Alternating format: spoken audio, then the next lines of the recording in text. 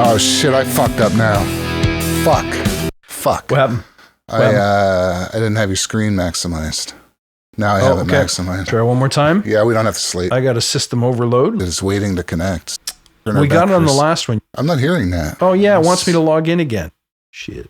Listen to... That's not good. What? Son of a bitch. There, got it. It's coming through.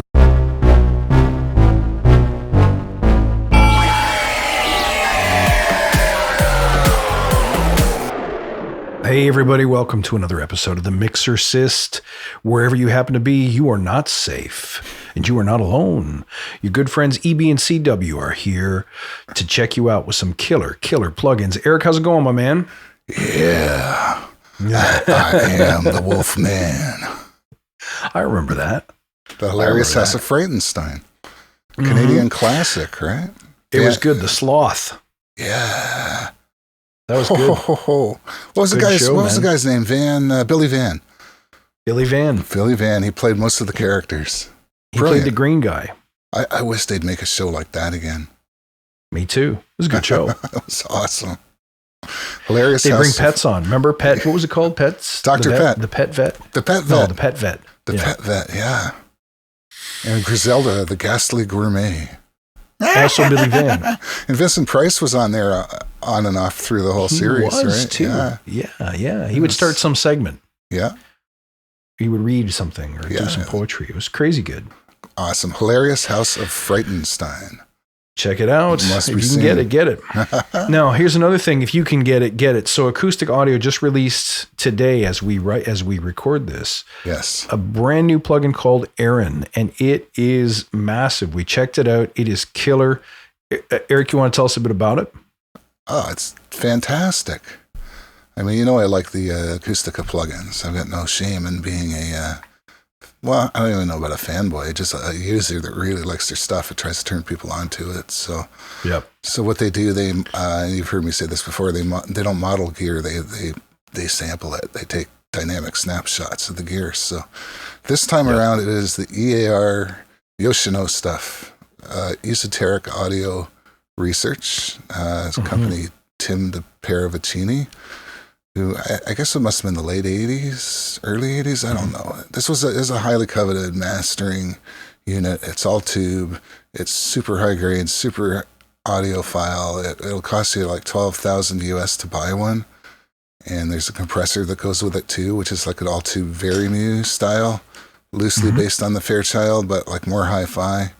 And that's around the same price. And so this has kind of been the realm of mastering houses. It's tube, but it's like hi-fi tube. It's clean.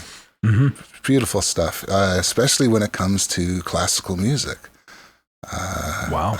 The producer Tony Faulkner had, I don't know if he was using the EAR gear or if he had the guy, Tim, modify his tape machines or something like that. But it's because it's not heavy-handed. It doesn't have artificial, like some of these mastering EQs are high grade, but they have their own sound that they impose. And this does too, I'd say, but it's just, I don't know, it gels really well with strings and orchestras for sure.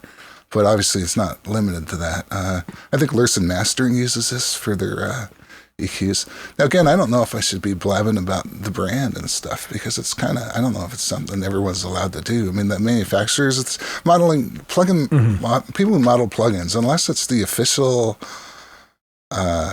officially endorsed product, they don't, they'll never tell you the name, or if they do, there's a little disclaimer on the bottom. We are not affiliated in any way with Neve Audio Incorporated, Pultec, or whatever. So I don't know if that gets us into trouble here by saying, this is what it is, because they won't tell you what it is. They won't. Well, we can always call them up. Yeah, we can call them up. So I used it today. I put it on one of my podcasts where I use an SM7 for the voice. Right. And the background is an aggressive rock track. And so my voice has to punch over top of it. So I normally use a distressor or EL Labs Arouser plug, because it's basically a distressor. And then I will use an API EQ or Acoustica Pink to shape the SM7. That's API is Acustica Pink, right? No. Sorry. Sorry for interrupting. Just to shape it and get the SM7 talking hot, And then I will use something like a Pultec just to gentle shape it at the very end, just to make it sit in the mix exactly where I want. What are you usually doing with the Pultec? Are you doing top or bottom with it, or both on the Pultec at the end? It's for a wide, broad peak at 1.5 or 2. Okay, so just to bring the mid up to make the voice punch. Yeah. Yep. Yeah, if I need it, and most certainly to tame the bottom end because it has those two interfering low boost and low cut. So I can shape the bottom just where I want it without getting in the way of the music. And then I will sometimes pull at around, 180, 200. Right. Yeah. Just clear out some of the mud in the box.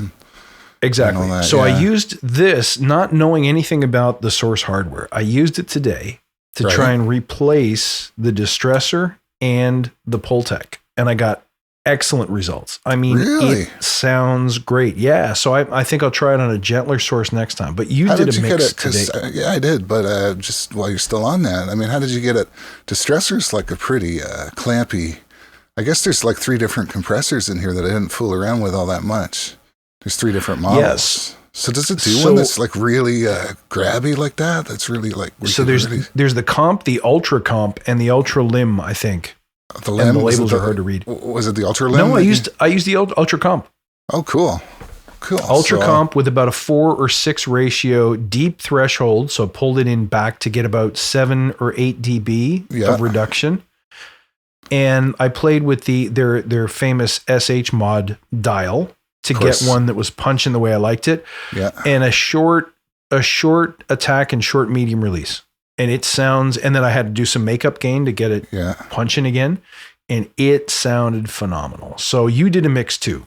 Yeah, well, I did a master actually. That's what I did. A master, that's right. So, yeah, and so because I mean these are, not always used for classical music, but it's got a big part in a lot of great classical recordings. So let me, you know what? I'm actually going to take everything off, except for the final limiter. I did give it some limiting at the end. I don't think we need to deal with a volume difference there, but so I'll leave that on, and you can hear what we're dealing with here.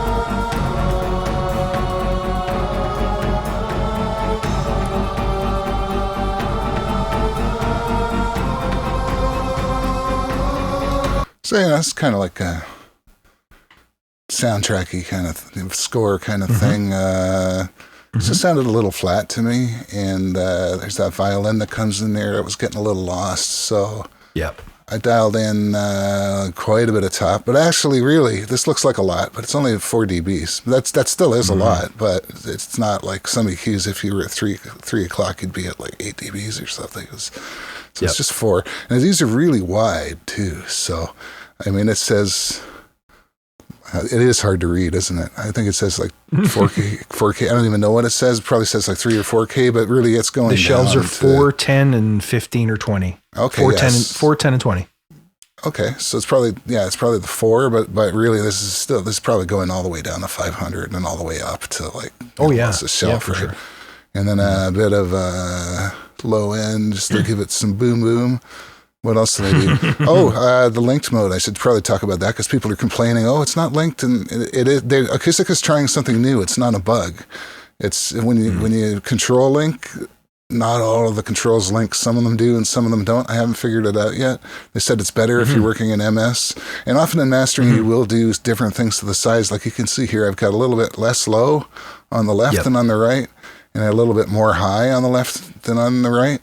And that's because the big bass drum's over here, and that violin that was getting lost is over here. Totally. And I think there might be a little bit, just one little half click of gain to make up for that. And that's it. But anyway, I'll put in just EQ so you can see if.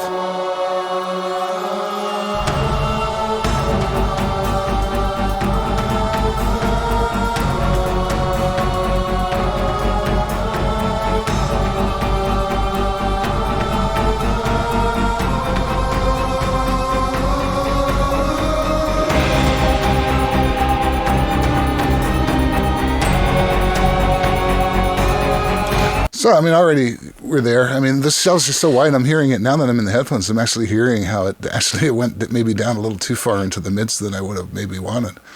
Well, it definitely, I can feel it scraping the back of my brain. Like, that's a nice top shelf. It really is. It really is. So there's that going on. And then there's the compressor. I didn't do much with it, but I wanted...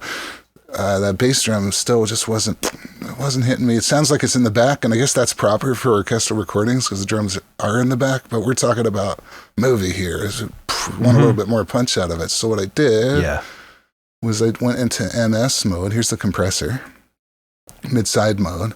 I said, I'm just going to mess with the mids. I want to just compress the mids ever so slightly. Like the meter doesn't even tick until like the loudest hit. And they get one or two lights maybe. But it's set in such a way it doesn't clamp the attack. The release is super quick. So it's just got the effect of tightening up that bottom just a little bit.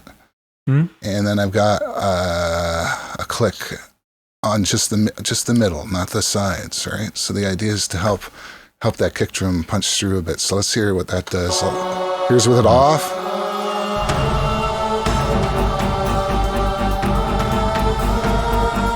I'm going to turn it on now.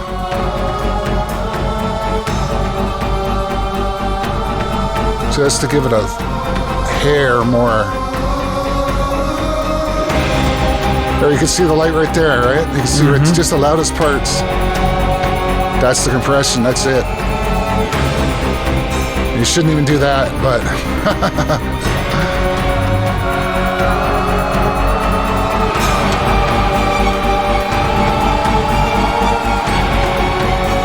And the sides are untouched. And there's only one other thing on here. It's just a little bit of stereo widening. Like 9%.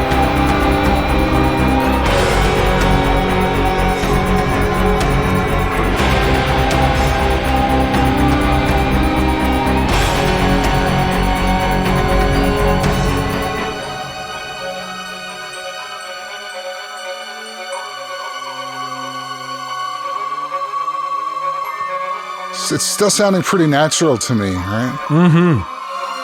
I can hear that maybe I am over EQing it because I'm hearing like maybe a bit more 1K, 1.5 than I want, but now that I got the headphones on. Yep. But it doesn't sound...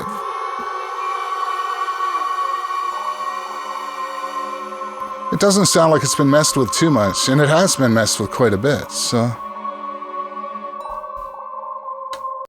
Anyway, so yeah. It reminds me of a Fairchild used judiciously, or a Shadow Hills, where it really does keep the natural breath and timbre, maybe even more so than the Shadow Hills. This leaves stuff alone and it just does the job you're asking it to do.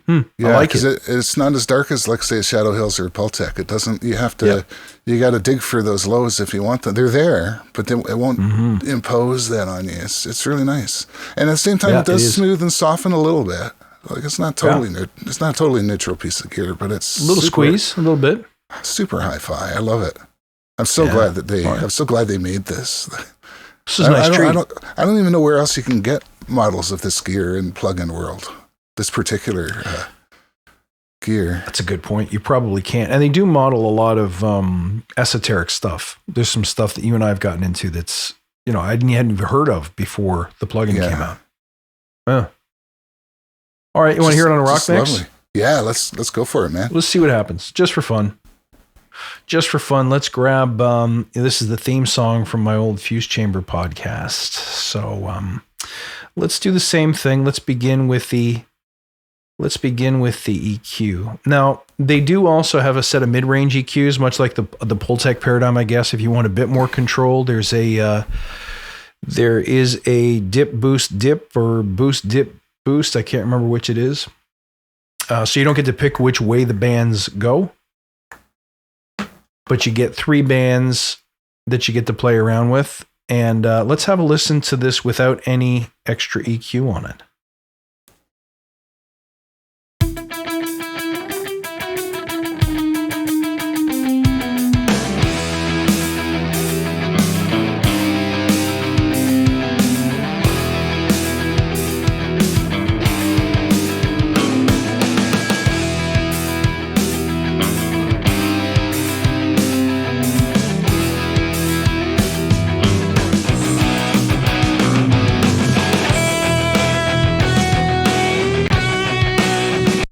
All right. Really nice. So some things happening there. I would think that the bottom end needs could use a little bit of oomph maybe. And I'm hearing the hi-hat just seems stuck in, I don't know, mid-range hell. Maybe we test out that beautiful high shelf. All right. So let's start listening, and I'll start applying the high shelf and maybe give it a little bit of a bottom boost as well. Let's see what's going on here.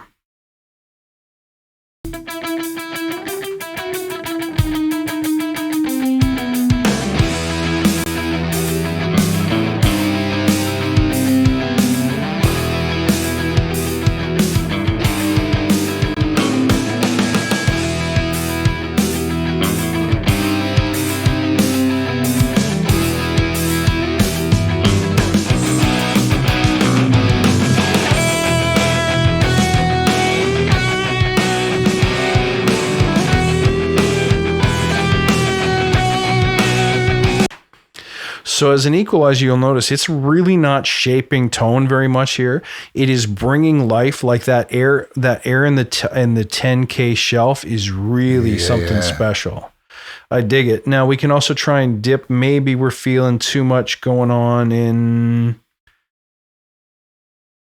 let's call it the 1.5K. Maybe we want to pull a bit there. Let's see what that can do.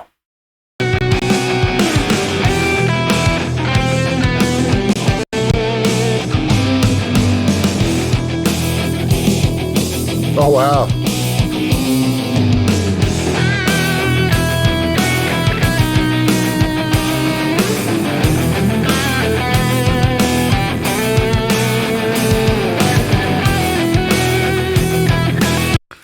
So let's just push this aside and have a listen with and without. This is the EQ here, so this is without.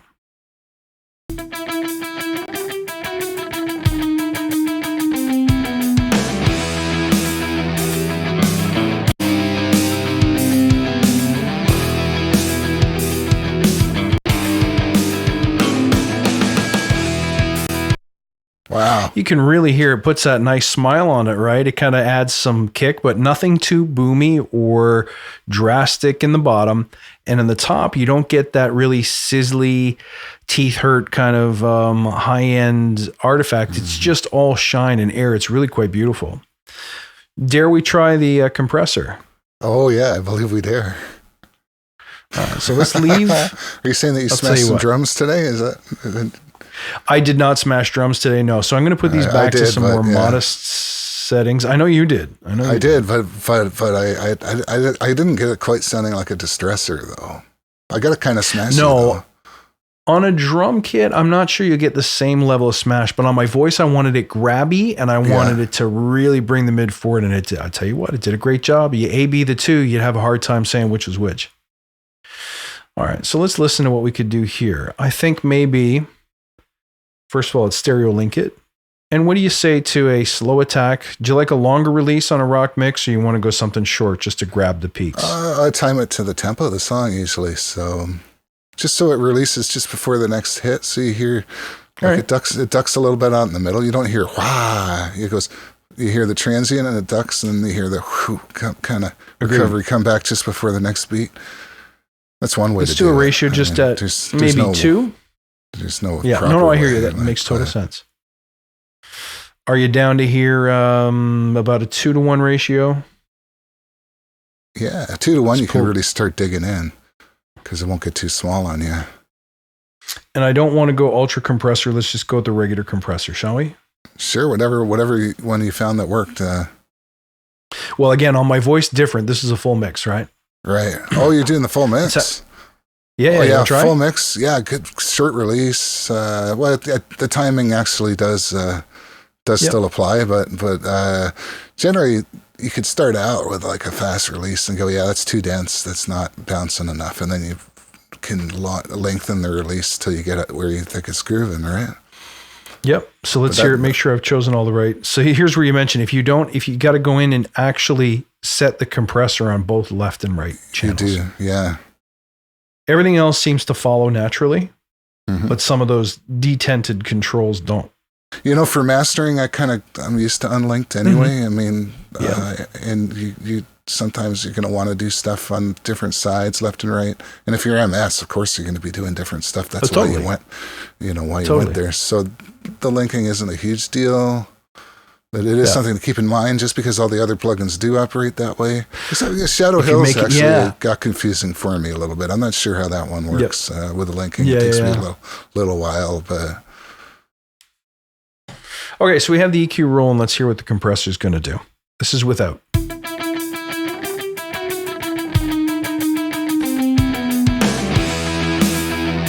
Let's punch it in.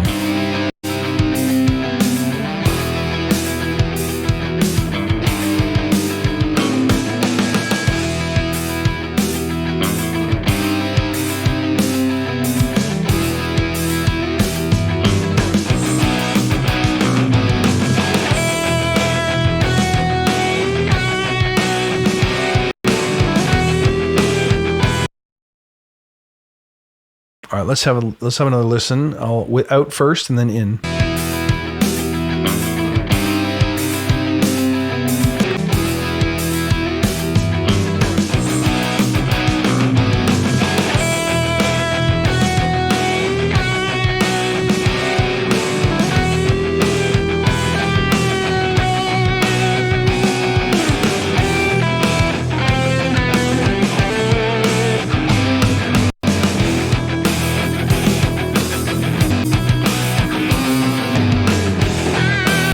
Some nice punch coming in there, eh?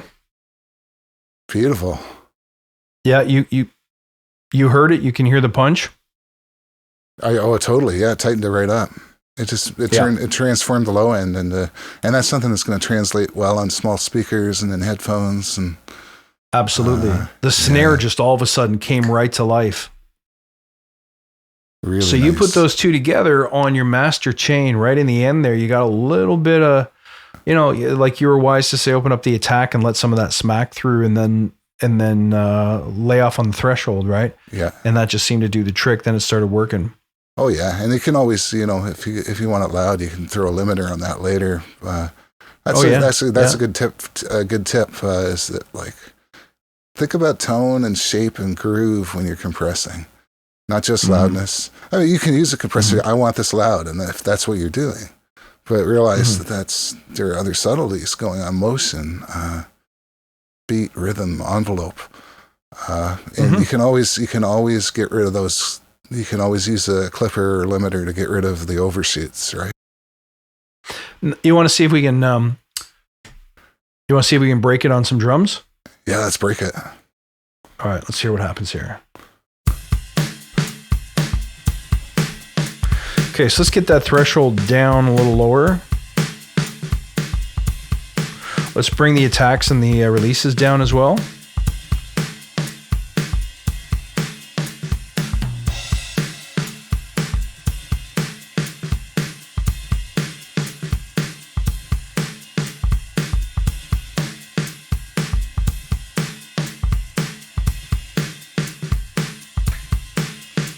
Bring the ratio up a bit. That's doing the Acustica thing. Where one side loads and then the other side loads. That's a lot of data it's loading, right? Let me stop as my grandpa eyes are struggling to see these controls. Here we go. Yeah, there it is. So bring that down. Attacks down, releases down. Let's get that thresholds nice and deep. The mix is all the way up. And why don't we switch to Ultra Compressor? Yeah, let's try Ultra. See what that does. Here we go.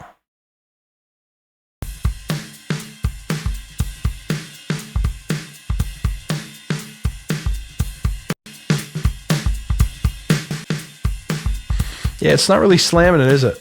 I got a bit of slam on it today, but there is this commonality. It's supposed to be a smooth compressor, right? So.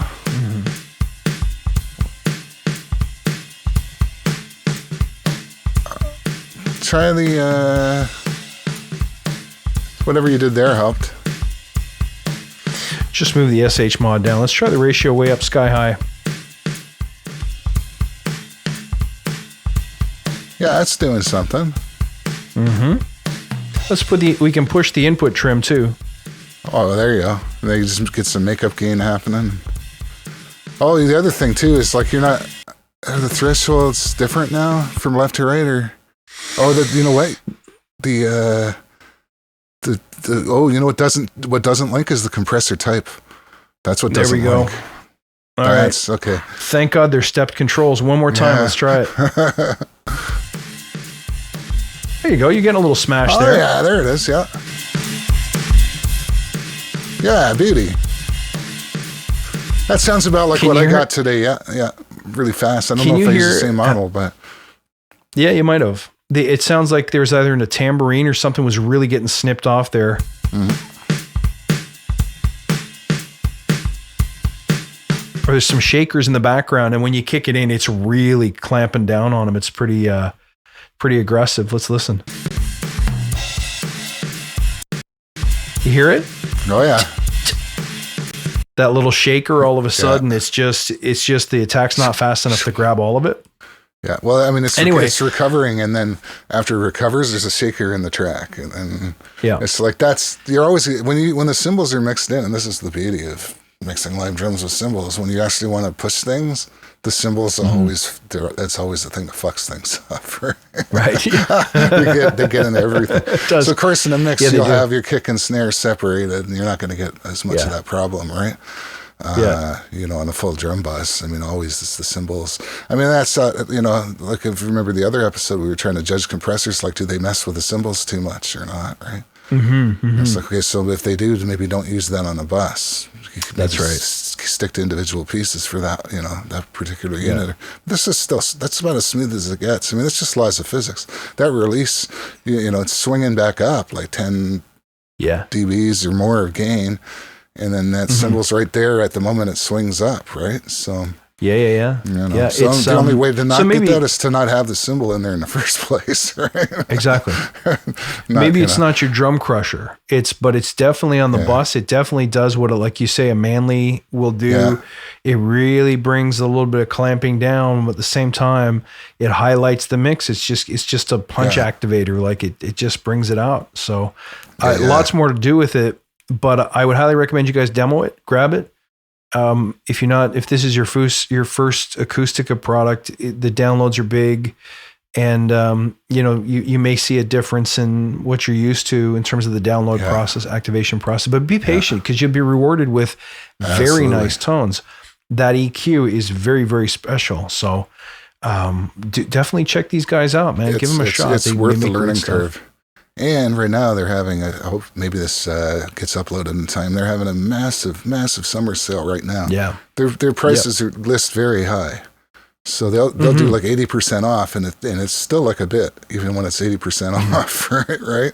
So that's when you got to get stuff, right? I mean, that goes with all plugins, but I'd say even more so in their case, because their discounts are so deep, and the regular prices are pretty spendy. So definitely check them out. Just watch that stereo link. It'll get you. Yeah.